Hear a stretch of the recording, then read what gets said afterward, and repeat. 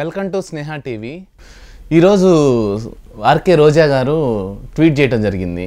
So ఓడిపోయిన తర్వాత first time tweet చేశారు. దాన్ని ఏ విధంగా చూడాలి ఏంటి అనేది ఒకసారి సీనియర్ జర్నలిస్ట్ శ్రీనివాస్ వాలి గారిని అడిగి తెలుసుకుందాం. శ్రీనివాస్ గారు చెప్పండి అండి. సో ఈరోజు ఫస్ట్ టైం వైఎస్ఆర్సీపీ ఓడిపోయిన తర్వాత ట్వీట్ చేయడం జరిగింది. దాన్ని ఏ విధంగా చూడొచ్చు అంటారు అసలుకి? ఓకే, నమస్తే అండి. రోజా అనే వ్యక్తి గురించి చెప్పాలి అంటే అసలు మన రెండు తెలుగు రాష్ట్రాల్లోనే కాదు, ఇండియా వైడ్గా చూసినా కూడా అతి వరస్ట్ లాంగ్వేజ్ మాట్లాడే వ్యక్తి. అసెంబ్లీలో కూడా అంత నీచంగా, అంత విలువలు లేకుండా మాట్లాడచ్చు అని ఒక చెడు ఉదాహరణగా ఎలా మాట్లాడకూడదు అనుకుంటే మాత్రం రోజా గురించి మాట్లాడుకోవచ్చు. ఇప్పుడు పార్లమెంటేరియన్గా మనం చూస్తే ఎలా మాట్లాడాలో తెలుసుకోవాలి అంటే వాజ్పేయి గారిని, అలాగే వెంకయ్యనాయుడు గారి స్పీచ్ని వింటాం. ఎలా బిహేవ్ చేయకూడదు అనుకుంటే మాత్రం రోజా స్పీచ్ అంటే సరిపోద్ది. ఒక పొలిటీషియన్, ఒక ప్రజల సేవలో కానీ ప్రజా జీవితంలో ఉండాల్సిన వ్యక్తులు ఎలా ఉండకూడదు అంటే రోజా యొక్క స్పీచ్లు కానీ ఆమె ప్రెస్ మీట్ కానీ చూస్తే అర్థమవుద్ది. అటువంటి నీచమైనటువంటి పదాలు వాడేటువంటి ఒక మహిళ నాయకురాలు రోజా. సో ఆవిడ నిజానికి ఇన్ని రోజులు టైం తీసుకుంది. యాక్చువల్గా 4th నుంచి కూడా 14th వరకు 10 days ఎక్కడికి పోయిందో తెలియదు. అంటే నిజంగా చెప్పాలంటే మాట్లాడే మాటలకి తెలుగుదేశం వాళ్ళు కానివ్వండి, జనసేన వాళ్ళు కానీ బయట కనబడితే రాళ్లతోటి చెప్పుతో కొట్టేటువంటి పరిస్థితి. 10 రోజుల పాటు చెన్నై పారిపోయి దాని తర్వాత నెమ్మదిగా నేను కూడా ఉన్నాను, బతికే ఉన్నాను అన్నట్టుగా వచ్చి ట్వీట్ ఇచ్చింది. ఇప్పుడు అదే విధంగా నోటీసులు కూడా రిలీజ్ అవ్వడం జరిగింది. ఏదో ఖచ్చితంగా అది 100 కోట్లు అనేది చాలా చిన్న ఫిగర్ అండి. 100 కోట్లు కాదు, ఒక 1000 కోట్ల దాకా చేసి ఉంటుంది ఈజీగా. మీరు సింపుల్ మీరు చూడండి, ఆమె ఎమ్మెల్యేగా వైసీపీ ఎమ్మెల్యేగా ఉన్నప్పుడు కూడా వచ్చి హైదరాబాద్ వచ్చేసి సారథి స్టూడియోలో జబర్దస్త్ చేసేది. జబర్దస్త్ లో షూటింగ్ లో పాల్గొనేది. రోజుకు వాళ్ళు ఇచ్చే 20,000 30,000 తీసుకుని అవే చాలా చాలా నాకు అన్నట్టుగా ఉండే పరిస్థితి. ఎప్పుడైతే ఆమె మినిస్టర్ అయిందో, టూరిజం మినిస్టర్ అయిందో, ప్రపంచవ్యాప్తంగా తిరగటం, రకరకాల స్కీముల మీద స్కాములు చేయటం, 100 కోట్లు వెనకేసింది. జబర్దస్త్లో చేసేటప్పుడు ఒక ఛానల్కి ఇంటర్వ్యూ ఇస్తూ నేను అద్దె ఇంట్లో ఉంటున్నాను, నాకు ఇల్లే లేదు ఇప్పటివరకు, జబర్దస్త్ నాకు జీవనాధారం, అది చేయొద్దంటే ఎట్లా అంటే పొలిటికల్గా నువ్వు జబర్దస్త్లో ఏంటి కామెడీకి పిచ్చి కామెడీ మీద జోకులు వేసుకుని నవ్వుకునేదాన్ని నువ్వేంటని మాట్లాడారు టీడీపీ వాళ్ళు. దానికి కౌంటర్గా తను ఇచ్చింది అనమాట. పవన్ కళ్యాణ్ కూడా చేసుకుంటుండే కదా సినిమాలు, నా జీవనభృతే ఇది, నేను చేస్తాను తప్పే ఉంది, దాంట్లో ఎంటర్టైన్మెంట్ ఇస్తున్నాను నీకు, మా అందరికి జనాలకి, నేను చాలా బీద పలుకులు పలికింది.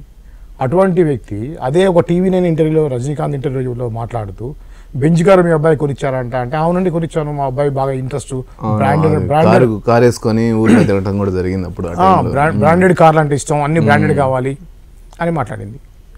అంటే చూడండి, ఇప్పుడు ఒక మహిళా నాయకురాలుగా ఆమెను గౌరవించవచ్చు, కానీ ఆమె చేసే పనులు ఎలా ఉన్నాయి, ఆమె మాట్లాడే మాటలు ఎలా ఉన్నాయి?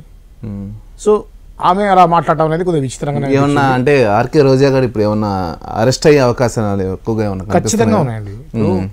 అరెస్ట్ అనేది ఖచ్చితంగా అవుతుంది. వైసీపీ ప్రభుత్వంలో అక్రమాలు జరిగాయి అనేది చాలా మంది నమ్ముతున్నారు, దాంట్లో నేను కూడా ఒకటి. ఖచ్చితంగా అక్రమాలు జరిగాయి. సో అక్రమాలు ఒక్కడొక్కడిగా బయటికి వస్తాయి. కాబట్టి ఏంటంటే వైసీపీ దాంట్లో ఒక పకడ్బందీ ప్రణాళికతో ఉంటుంది ఏదైనా సరే. ఓకే, దొరకకుండా చేసేటువంటి సిస్టమ్ ఉంటుంది అక్కడ. సో దొరకకుండా చేసి ఉండొచ్చు. అయినా కూడా ఇప్పుడు ఆమెకి ప్రధాన ప్రత్యర్థి ఎవరైతే ఉన్నారో, ఆమె అసెంబ్లీలో అవమానించినటువంటి వ్యక్తి ఇప్పుడు హోమ్ మినిస్టర్గా ఉన్నారు, అనిత ఇప్పుడు హోమ్ మినిస్టర్గా ఉన్నారు. కాబట్టి ఖచ్చితంగా సరైన దర్యాప్తు జరుగుతుంది. వాళ్ళ మీద చట్ట ప్రకారంగా తీసుకునే చర్యలు కూడా తీసుకుంటారు. అందుకే ఇప్పుడు వినిపిస్తున్న విషయం ఏంటంటే, రోజా భర్త సెల్వమణి ఆల్రెడీ మన చెన్నైలో, తమిళనాడులో బీజేపీలోకి వెళ్తారని కూడా ఏదో సోషల్ మీడియాలో జరుగుతుంది. ఇప్పుడు బీజేపీలోకి వెళ్ళాలని సీరియస్ గా ప్రయత్నాలు చేస్తా ఉన్నారు. సో ఆల్రెడీ వైసీపీలో ఉన్నప్పుడు బీజేపీ తోటి మంచి రిలేషన్, ఏపీలో కూడా కొంచెం ఇప్పుడు రావట్లేదు, ఆల్రెడీ చెన్నైలోనే ఉన్నారు అనేది కొంచెం నడుస్తుంది. అది వాస్తవమే. ఇంకోటి ఏంటంటే వీళ్ళు తిరుపతి చెన్నై పక్కనే కాబట్టి వాళ్ళకి తిరుపతి నుంచి చెన్నై వాళ్ళతో ఎక్కువ తమిళన్స్ తో కాంటాక్ట్స్ ఎక్కువ ఉంటాయి. సో కాబట్టి పెద్ద విషయం కాదు. మనకి హైదరాబాద్ విజయవాడ లాగా చాలా దగ్గర కాబట్టి వాళ్ళు ఖచ్చితంగా చెన్నైలో ఉండొచ్చు. ఇంకోటి భర్త బిలాంగ్స్ టు తమిళన్ కాబట్టి తమిళనాడులో తను వెళ్ళినా ఆశ్చర్యం లేదు. ఇంకోటి జాతీయ రాజకీయాల్లోకి పోవాలనే ఉద్దేశం ఉంది కాబట్టి బీజేపీ జాతీయ పార్టీలో చేరడం ద్వారా కొంతకాలం సైలెంట్గా ఉండి మళ్ళీ తను రెచ్చిపోవచ్చు. ఏది ఏమైనా కూడా తన మీద అంత పాజిటివ్గా అయితే లేరు. ఇప్పుడు ఆమె ఇచ్చిన ట్విట్ ఏదో అంటే ఇప్పుడు ఆల్రెడీ రోజా గారితో కూడా బైరెడ్డి సిద్ధార్థ రెడ్డి కూడా ఈ కేసులో ఇన్వాల్వ్ అయి ఉన్నాడు అనేది ప్రధాన ఆరోపణలు జరిగినాయి. సో దీన్ని ఏ విధంగా చూడొచ్చు అంటారు? బైరెడ్డి సిద్ధార్థ రెడ్డి కూడా ఏమన్నా అరెస్ట్ అయ్యే అవకాశాలు ఎక్కువగా ఉన్నాయా? ఖచ్చితంగా ఉంటాయి. ఇప్పుడు బైరెడ్డి సిద్ధార్థ రెడ్డి యువజన సంబంధించిన దానికి ఏదో చైర్మన్ గా చేశారు ఆయన. అవును, అది యాక్చువల్గా అది నామినేటెడ్ పోస్ట్. ఈయన కూడా బాగా భజన చేస్తా ఉండేసరికి వైఎస్ఆర్సీపీ జగన్ కి భజన చేస్తున్నారు. భజన పరులందరినీ గట్టిగా మాట్లాడే వాళ్ళందరినీ ఏదో ఒక విధంగా పదవిచ్చి ఇచ్చేయడం అనేది ఆయనకి మనం చూసాం కదా గత ప్రభుత్వంలో. ఆ విధంగా బైరెడ్డి సిద్ధారెడ్డికి యువజన విభాగం సంబంధించింది, క్రీడలు యువజన సంబంధించి ఒక చైర్మన్ చేశారు. యువజన నాయకుడిగా కూడా వర్క్ చేశారు ఆల్రెడీ ఉన్నారు. కాబట్టి ఏంటంటే ఆయనకు సంబంధించి యువజన విభాగం సంబంధించిన స్పోర్ట్స్ కాబట్టి స్పోర్ట్స్ లో కొత్తగా ఆట ఆడుకుందాం అనేది ఒక ప్రోగ్రామ్ పెట్టి ఆ ప్రోగ్రామ్ కి కొన్ని 100 కోట్ల రూపాయలను రిలీజ్ చేసి ఊరూరులో ఆడిచ్చేసి క్రీడాకారులను వెలుగులోకి తీసుకొస్తామని చెప్పారు. వీళ్ళు వెలుగులోకి వచ్చారు, క్రీడాకారులు మాత్రం ఇంకా మట్టిలోనే ఉన్నారు. అసలుకి ఒక క్రీడకు సంబంధించి ఇంత పెద్ద స్కామ్ చేయొచ్చు అంటారా? ఐ మీన్ జరిగే అవకాశాలు ఎక్కువ ఉంది. ఇప్పుడు ఎలా ఉంటదంటే గ్రామీణ ఆటలు అంటారు, కబడ్డీ లాంటి ఇటువంటి అయితే స్పోర్ట్స్, ఖోఖో, కబడ్డీ ఇటువంటి వాటిని పైకి తీసుకురావాలి, వాడికి ఇంత ఫండ్స్ రిలీజ్ చేయాలి. ఇంకోటి వీటికి ఓన్లీ స్టేట్ ఫండే కాదు, నేషనల్ ఫండ్ కూడా ఉంటుంది. క్రీడా విభాగం సంబంధించి నేషనల్ నుంచి కూడా తెచ్చుకుంటారు వాళ్ళు. ఫండ్స్ తెచ్చుకొని విలేజ్లో స్పోర్ట్స్ ఎంకరేజ్ చేస్తున్నాం అని చెప్పేసి దాని మీద జిల్లా లెవెల్లో, రాష్ట్ర స్థాయిలో ఆటల పోటీలు పెట్టి వాళ్ళ కోచ్లను పెట్టి వాటికి సంబంధించినటువంటి ఎక్విప్మెంట్ ఇచ్చి వీటన్నిటికీ ఒక బడ్జెట్ ఉంటుంది. వీళ్ళు 100 కోట్ల స్కామ్ చేద్దంటే ఈజీగా 500 నుంచి 1000 కోట్ల దాకా దాంట్లో ఉండొచ్చు ఫండ్. చూడు మన తెలంగాణలో గొర్రెల స్కామ్ అనుకుందాం. గొర్రె అంటే ఏముంది, ఒక 6 కోట్లు 7 కోట్లు ఉన్నారు ఫస్ట్, తర్వాత కట్ చేసి 700 కోట్ల రూపాయలు స్కామ్ జరిగిందిగా చెప్తున్నారు. సో అట్లా బడ్జెట్ చాలానే ఉంటుంది, నేషనల్ లెవెల్ కాబట్టి బడ్జెట్ ఉంటుంది. ఆ టైంలో వైఎస్ఆర్సీపీకి మెయిన్ అడ్వాంటేజ్ ఏంటంటే రాజ్యసభలో బీజేపీకి అనుకున్నంత మెజార్టీ లేదు. రాజ్యసభ సభ్యులు వీళ్ళు వైఎస్ఆర్సీపీ వాళ్ళు అక్కడ రాజ్యసభలో ఏ బిల్ పాస్ కావాలన్నా వాళ్ళ యొక్క ఆమోదం అవసరం ఉండే, ఆ బిల్ పాస్ కావాలంటే. ఆ టైంలో మోడీ గారు ఏదైనా కూడా జగన్ ఏదైనా కూడా ఇచ్చేటువంటి పరిస్థితి ఉండే.